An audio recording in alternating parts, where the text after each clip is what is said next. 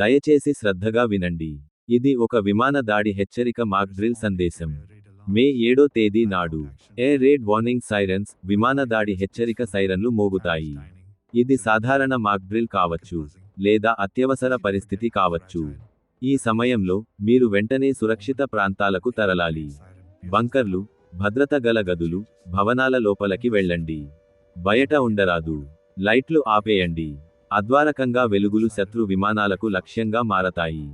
Crash blackout measures అమలు చేయండి. వాహనాలు, ఇళ్ళు, కార్యాలయాల్లోని లైట్లు పూర్తిగా ఆపివేయండి.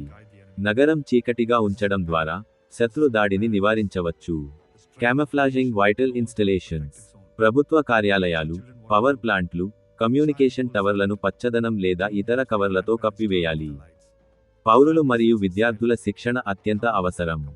స్కూళ్ళు, కాలనీలు, కార్యాలయాల్లో మాక్ డ్రిల్ ప్రాక్టీస్ నిర్వహించబడుతుంది.